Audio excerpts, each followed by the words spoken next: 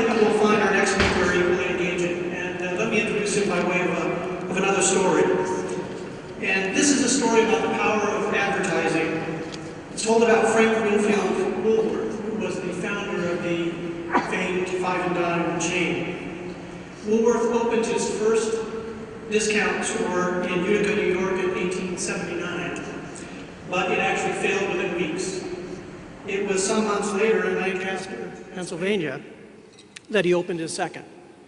And a merchant down the street from this new store, fearful of a price war, ran an ad in a local paper trying to exploit his perceived advantage. He said, "Do your shopping here. We've been in business for 50 years. And not to be outdone, Woolworth countered with an ad of his own. "We've been in business only 1 week," his ad said. "All of our merchandise is brand new." Now, our second speaker this morning is a globally recognized expert on advertising. He is also a scholar of modern communication and internet marketing. So he probably has a special appreciation for Woolworth's skill at both branding and snarky self-promotion. A 2005 New York Times Magazine article referred to him as, quote, "probably the reigning academic expert on media fragmentation." Professor Joseph Turow has focused on privacy, discrimination in marketing, and the relationship between media and advertising. His newest book, released this month, explains how the new advertising industry is defining your identity and your worth. At Penn, he is Robert Louis Sheehan Professor of Communication in the Annenberg School for Communication, and I'm happy to note he is also a proud Penn alum. So please join me in welcoming my Annenberg colleague, Professor Joseph Turow.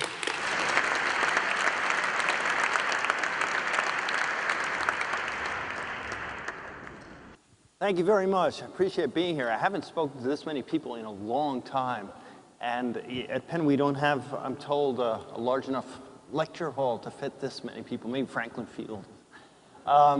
But yes, I'd like to talk about some of the issues Vince just brought up, but I want to start with another quiz, just one question. And we don't have clickers. You know, some new classrooms, the students come with clickers and you can click to get an instant chart of the answers, but we'll do it on a more haphazard basis. Okay, true or false? If a website has a privacy policy, it means the site cannot share information about you with other companies unless you give the website your permission. How many people think that's true? You are good Penn graduates, okay? And let me tell you what the rest of the United States tends to say. We have asked this question 5 times in 5 national surveys. Actually, I think it's 4 national surveys and 1 California poll. And this is what we get almost every time. It's pretty incredible. The answer is false, of course. But 22% in these national, it's almost always going to be 22%, 20% said false. 62% in the most recent one we did in 2009 said true, and 16% said unsure, okay? Which Americans saying unsure in this number is pretty amazing for polls. Now, so essentially near 75% of people get this wrong, okay? And consistently, the various organizations that we talk to in the marketing industry don't quibble with this finding. And yet, the question is, so what? Okay, what do we draw from this? And this is the beginning of where I'm going in terms of discussing it. The findings tie into a major policy issue. One of the things, for example, that I've been telling the Federal Trade Commission for a number of years is, if people think that if it says privacy policy on the bottom, and if people think that privacy policy means that they don't share your information without your permission, and you in fact share information, if you go to Yahoo, for example, they'll tell you right out in their privacy policy, we use your information any way we want, okay? Then it shouldn't be called a privacy policy. Call it using your information. If it's a real privacy policy, the way consistently most Americans think it is, then call it a privacy policy. I got no traction on this. You know, the politics of the Federal Trade Commission, as with the rest of the government, can be pretty amazing. But there are other issues too. The findings and the very presence of privacy policies also speak to broader and deeper transformations taking place in the advertising industry and in the media. Okay? Those transformations are reshaping the media, and I'm going to try to argue reshaping our relationship with the media and our sense of the world in many ways. They're encouraging, and I know this is a harsh term, I mean it in some literal sense, but I hope you'll see in some metaphorical sense too, encouraging new forms of social discrimination. Who you are compared to who someone else is in terms of a galaxy of marketers' considerations of us. Providing us with reputations we don't know we have and have never really told people that it's okay to use our information for that. We may not like those reputations, but which may well affect our understanding of ourselves and our world. Okay, so this is where I'm going. This is the basic theme of what I'll be talking about. Why am I talking about advertising?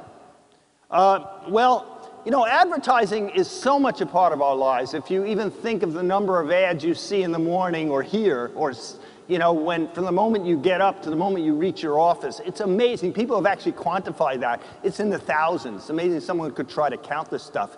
But I'm not talking about advertising in the sense of the rhetoric of advertising, the culture of advertising, which is fascinating in itself, the kinds of commercials we see, the ads we see in magazines. From my standpoint here, I'm talking about the social importance of advertising as a support system for so many of the important media we have in our world. Magazines, television programs, broadcasting, the internet, and so much more are supported by this patronage system. And the question is, what does this patronage system do in terms of us and to the larger sense of media that we confront every day?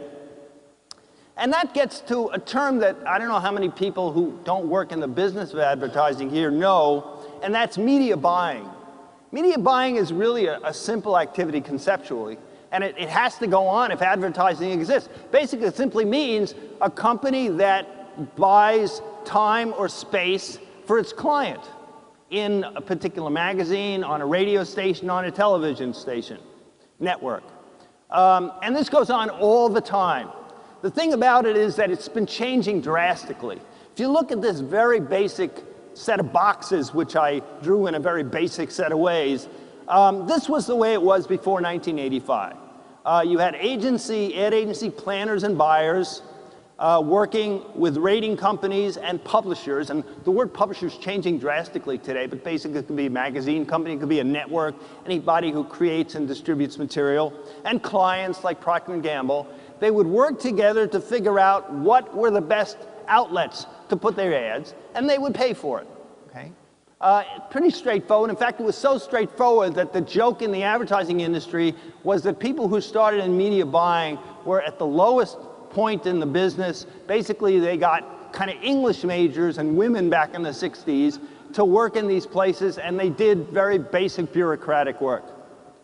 That is changing dramatically, and I can't go into the history of it, but from the 1980s on, the advertising industry conglomerated into fascinating ways.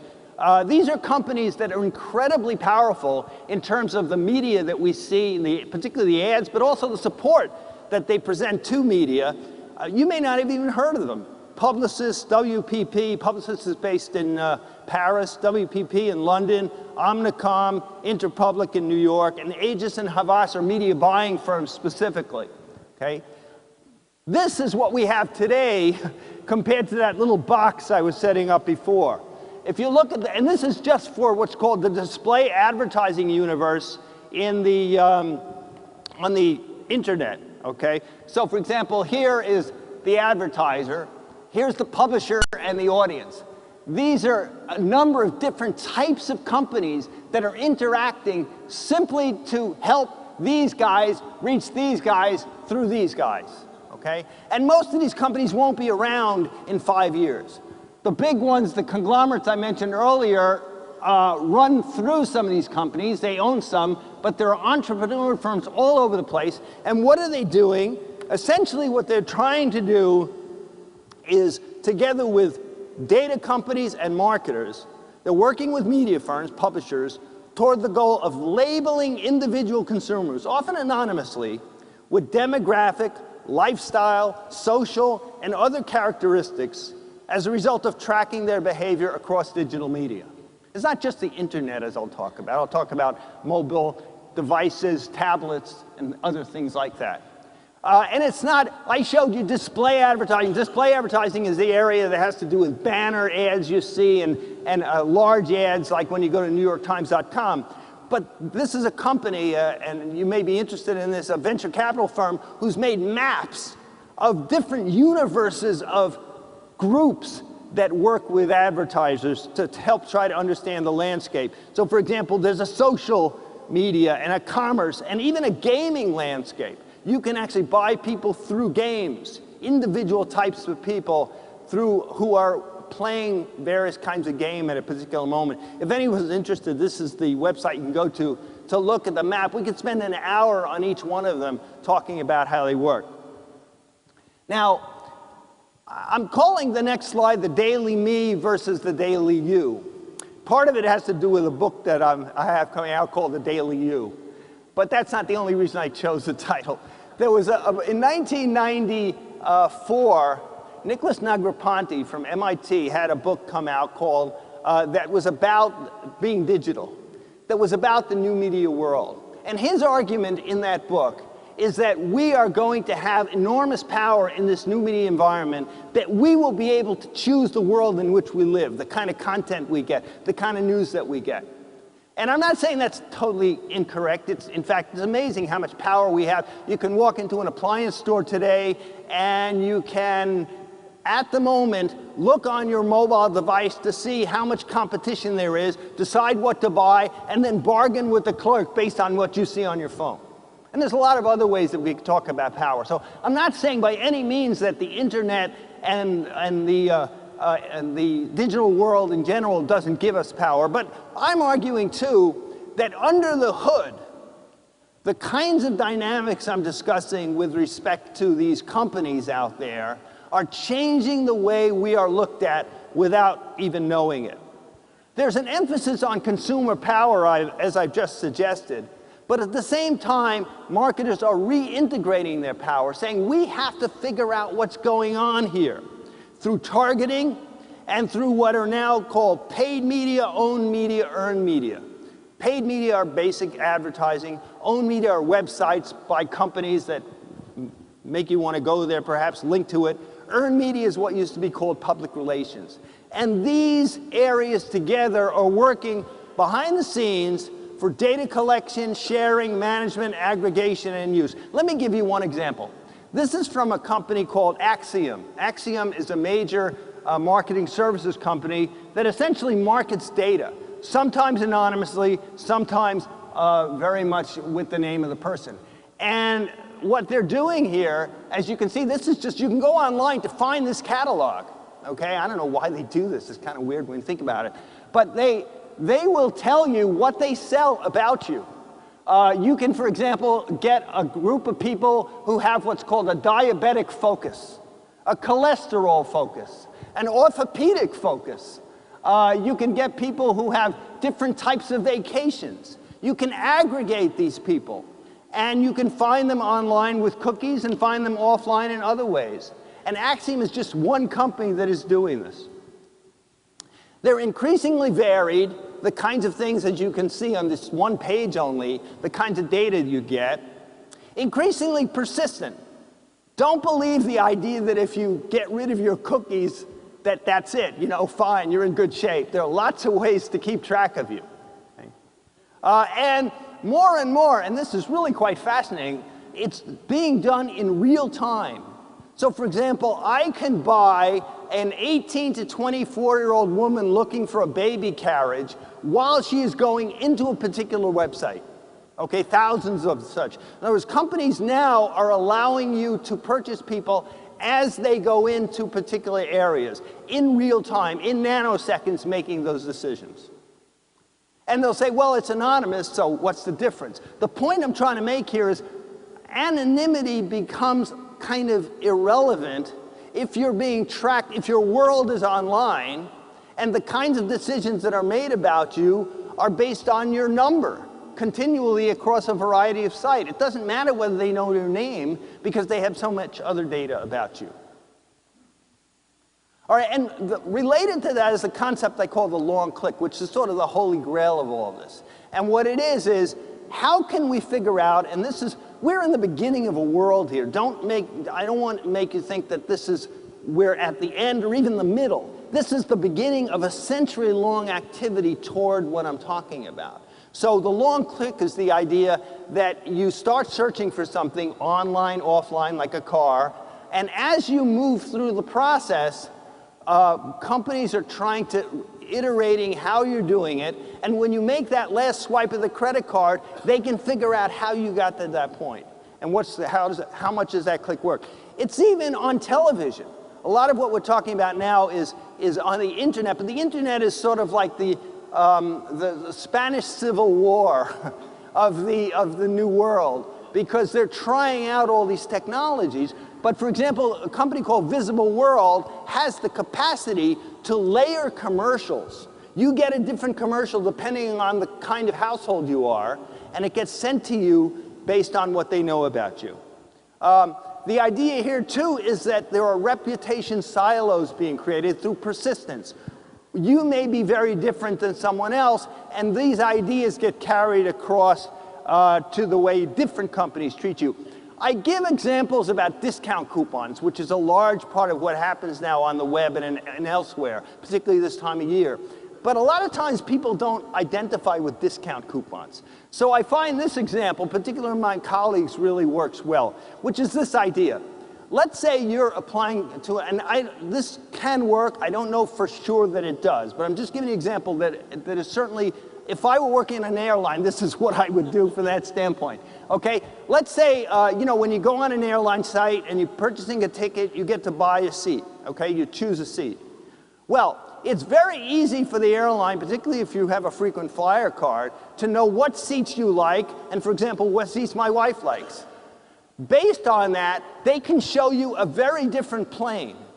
Because as you know, they will say, here are some better seats. You want to get an upgrade, $35, we'll give you that. They can create a kind of plane that you see based upon the value that they think you have to them and the kinds of seats you have created over time. So that my wife might get window seats plain version, and I might get aisle seat plain version because they know I'm ready to pay for a window seat more than somebody else, okay? So they can change the picture that you get. And this is increasingly the idea behind the use of these data. What are the ways in which we can conceive of people in order to get them to move in a certain direction? And that's what I mean with the idea of social discrimination. Some people are going to benefit. Other people are not. And the question is not just who benefits and who doesn't, but to what extent is all of this going on under the hood without us knowing it and without our permission? So now there's another aspect to this. It's not just about social discrimination, though that I would argue is an important thing for us to think about in terms of our life in a society and how people think of one another. But it also has enormous impact for publishers. Publishers being in the larger sense of any content producing company that we can talk about. Increasingly, the new advertising food chain, the competition that exists, partly because you can get people anywhere now, okay, is pushing down the price that a publisher can offer. And as a consequence, it means that in this post-publishing world, media buyers can say, we're going to go to Joe Schmo Sports if Joe Schmo Sports gives us the people who we want. Never mind the fact that some important sports journals are publishing really important people and paying them salaries and all of that, okay? Which leads to this whole notion you may have heard of content farms. There are companies that specialize in creating content based on trending data on Google and Bing. They pay, I wouldn't call it sweatshop wages, but under $10 sometime for an article. Maybe it's been going up for reasons we can talk about. But in that context, it's very difficult to compete. So what's happening is major newspapers that are making money offline in the print world, strangely enough, once they get into the online world, they may have millions of more people coming to their sites. They can't make money anymore. Okay? So, for example, an example of a major paper, a couple of people told me this example, where the cost per thousand in a print paper is, say, $40. When that paper sells online from its own salespeople, it may be $20. But the paper can't sell out everything, and there's a lot of competition, and news is considered fungible today on the web. So they go to ad networks or ad exchanges, and maybe in there, where they're competing with everybody, they're getting a cost of 99 cents or $1, $2 for 1,000 people, impressions. Changes the nature of what we mean by media and what media are powerful and why. That's supposed to be a content form. Okay? It also has been forcing a new kind of perspective about the nature of editorial versus sales. It goes back into the history of the magazine industry, but the notion of church-state was kind of articulated by Henry Luce. The idea that the editorial is the church, the business was the state, and there should be a dividing line between them. That's changing. Can't get away with that anymore when advertisers have the kind of clout that they have. And it's becoming really interesting to see how the nature of our media system is being rethought as a consequence of some of these trends in statistics and probability. Okay, now it's affecting all publishing forms, as I suggested, not just online but offline. So, for example, I get the New York Times offline in our yard in the morning. Even though I read it almost exclusively online. It turns out that it's cheaper for me to get a physical version of the Times and then get the free version of the digital. Why? I'm more valuable as a physical reader to the Times than as a digital reader. Okay? And it raises some very interesting questions. It also affects, as I suggested, the way the control people have to define themselves to the people who create stories for them. We need to rethink, the argument here is, our understanding or lack of understanding of the forces shaping storytelling in the digital environment. How do we want our stories to be told to us? Do we really want them to be tailored in ways that we don't have control of? Do we want to have our neighbor get things that we don't get, and what does that mean in terms of how we look at ourselves and we look at them? Do you want to get fast food ads that seem to imply that you're too heavy? Okay, where while somebody else you know is getting very different restaurant ads, that's just a tiny bit of a different world that's being developed. So we have to begin to start rethinking privacy, which everybody throws around as, gee, it's creepy. I'm arguing it's more than just creepy. Okay? Some people in the industry will say, we don't need privacy regulations because, after all, there's HIPAA, so health stuff isn't going to get to you. Well, I've just suggested that health stuff can get to them because if you go on a diabetes site, for example, and you click on an ad, you are now telling them stuff that they can know, right? People will say, well, the Gramm-Leach-Lively Act about finance makes it so people won't have that data taken. Well, there are ways in which companies, as I suggested with the Axiom stuff, can find that out too. But it's more than that. It's about the idea of how do we want to run our society in the future in terms of how people interact with one another. And the notion of information respect. In the law today, whether a company does something with your information online or not can be problematical if it's deceptive. But a number of federal courts have ruled so far that simply taking your information without your knowledge cannot be, you can't do anything about it to the company that's doing it if you can't prove monetary or other harm. And I'm arguing that there's got to be a sense of information respect here. Some of that exists in European law. They haven't implemented it very well, but the notion in Europe is much stronger than in the United States about this. We need education in digital media, transparency of behind-the-scene activities. What's going on? Some companies say they give it to you, other companies don't, and even when they do, you can't really do much about it. We need some ground-level regulations so that the bad guys can't force the good guys to go down with them, which is sometimes happening. And it's a topic, I argue, that deserves increasing public attention. Thank you for coming.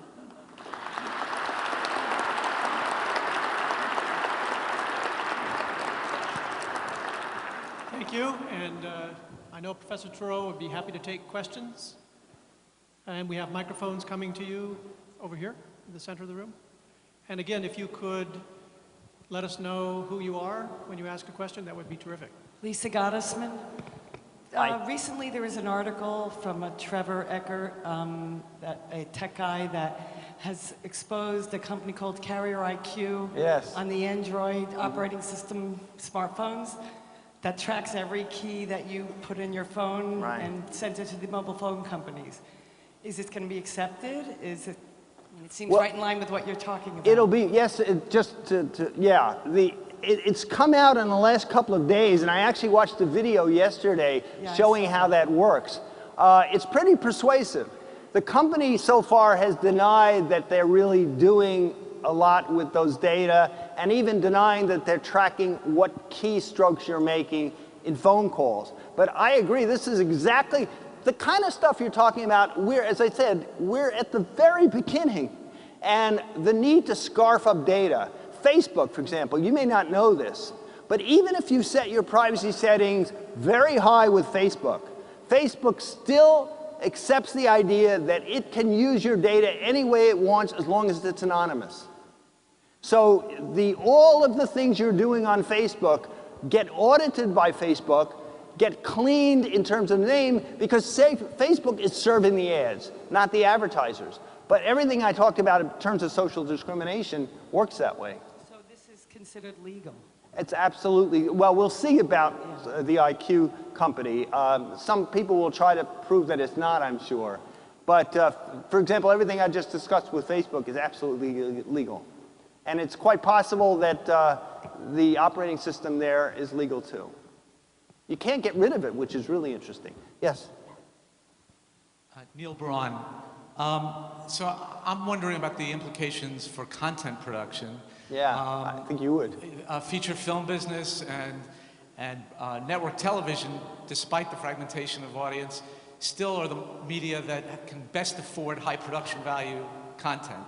So far. So far. And that's my question to you. I mean, have we seen the golden era of production, and is it going to dissipate into less and less viable financial models? Well, as you know, there's been enormous attempts to try to figure out the answer to that question, particularly through Windows.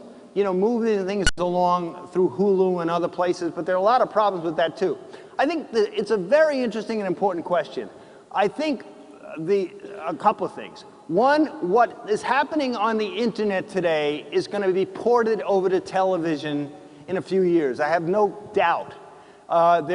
You may know of Canoe, which is a group that was working with the cable systems. There's problems with that. There's Google TV and a whole variety of other attempts to do this. Now, so what that will mean is that at people's fingertips will be thousands of programs that will be available. And the question then becomes, can the network stand out among that kind of cacophony, all right? And I think that's going to be a real challenge. And I think that's one of the reasons Comcast bought NBC Universal, to try to figure that out and be ahead of the game in terms of policy. My own opinion is what's going to happen in the next 5 to 10 years is when you turn your TV on, you're not going to see what you see now, which is a channel, basically. You will see an intelligent navigator. And that intelligent navigator will give you a choice of programs based upon what it says you are and your past history. But it will also allow networks like NBC, ABC to essentially bribe you to watch them. Same with HBO. And so we may see, there's other issues here, which is must-carry regulations, other places where networks are beginning to get revenues Okay? But down the line, the proof is going to be, can the network seduce individuals to watch their programs in nonlinear ways? And it's a really tough thing. It may have to do with the amount of money companies put into value and whether people can see that. Yes, sir. Could we have a microphone here? Thanks. And if you could let us know who you are. I'm Bill Keller, not the New York Times Bill Keller, another one. Okay. Everybody asked that. Late of the New York Times. Yeah. The question I had is, since every 2 years, quote unquote, the American people change their mind politically, and since it really seems like most of that is who decided to vote those 2 years or during that election, how far do you see this going to aid politicians in figuring out who to get out and getting them out? This is a very interesting question, which we're now working on a national survey, frankly, to get into.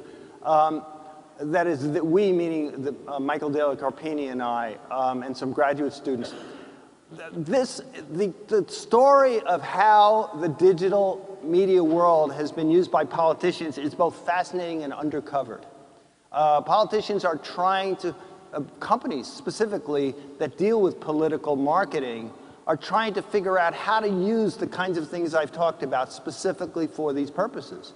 The real challenge is to figure out how you can identify and reach people who haven't raised their hand yet within particular neighborhoods based upon socio-psychodemographic qualities that predict certain kinds of political perspectives. And more companies are arguing that they can do this. Because a political campaign is such a short period, there's a lot of risk aversion compared to a marketer that's working across a number of months. And so it's been slower to take hold. But there are a lot of people who suggest that the next presidential election is going to be another high watermark in the use of digital discrimination for these purposes. And I just add, the question of can you rein these people in becomes even more interesting when you're dealing with politics, because it may be a First Amendment issue that you can't make any rules that you might be able to make with commercial speech. Yes, ma'am.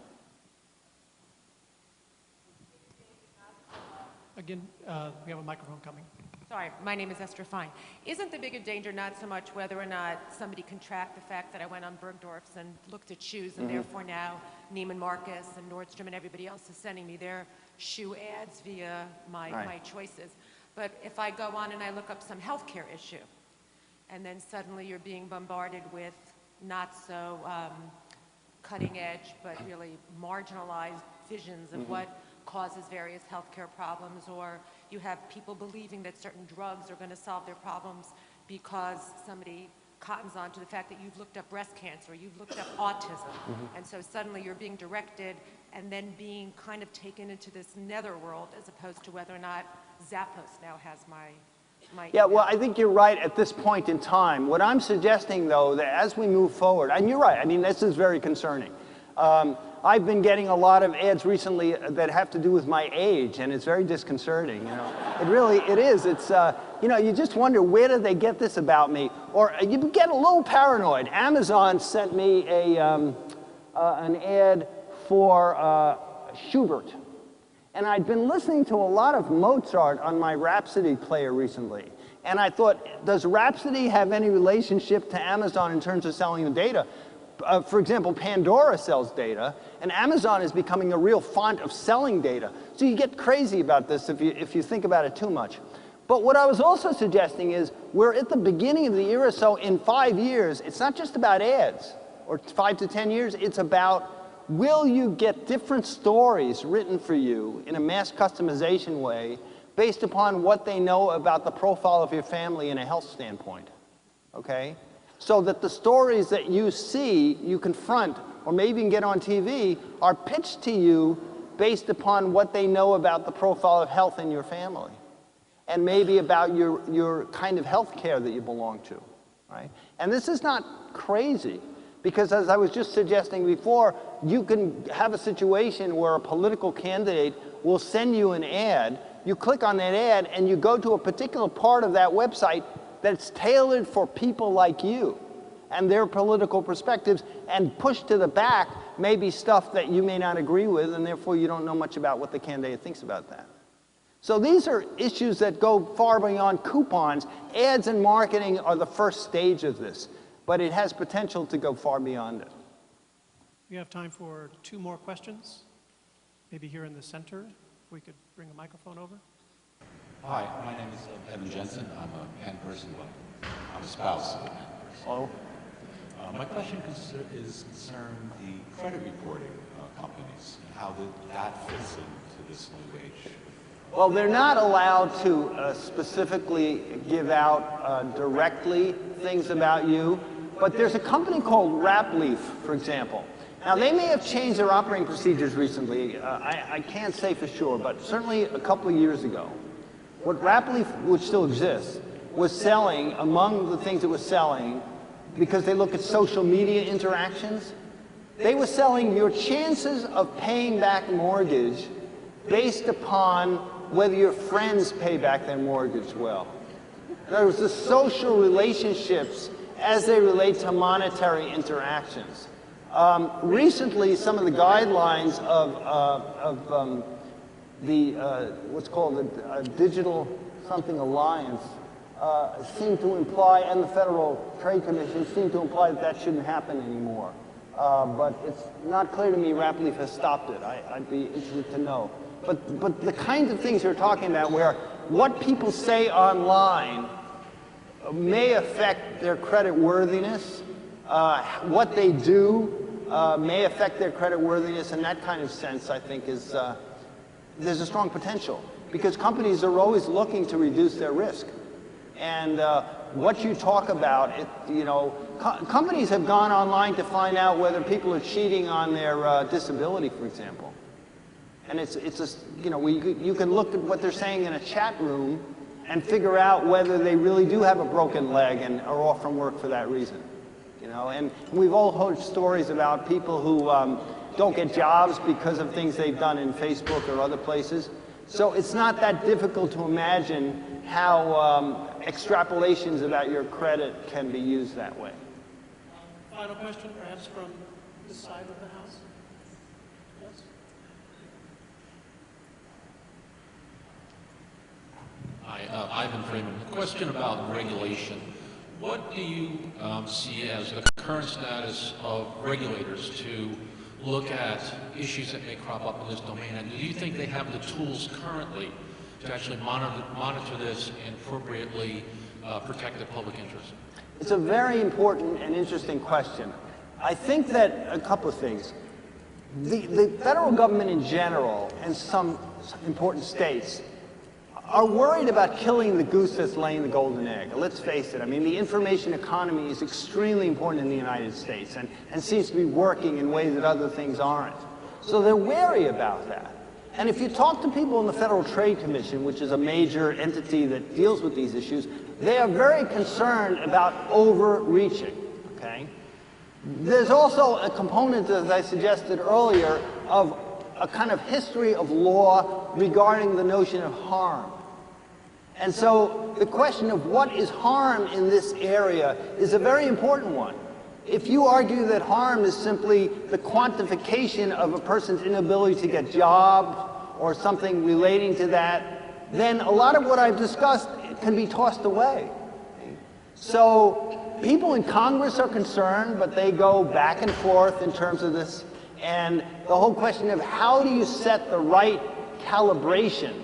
Should it be opt-in? Should it be opt-out? There's enormous lobbying to make sure that people don't have to opt in, because that stops a lot of marketing from happening. So my sense is that not a whole lot is going to happen. The government is trying to force a self-regulatory arena. Some of it is well-intentioned in the self-regulatory area, but there's still a lot of big holes that you could drive a truck through. And I think that's going to be like that for a while. For example, the new Facebook agreement that the Federal Trade Commission did with Facebook, it was a slap on the wrist of sorts. There's nothing that Facebook can't do in the next 5 years that it would want to do under that FTC. And so much of what I discussed about under the hood, a reporter called me and said, does the Facebook agreement change, or consent decree, change anything you wrote about Facebook in your book? And I had to say no. It hasn't really changed anything. Well, please join me in thanking Professor Turow. Thank you. Thank you.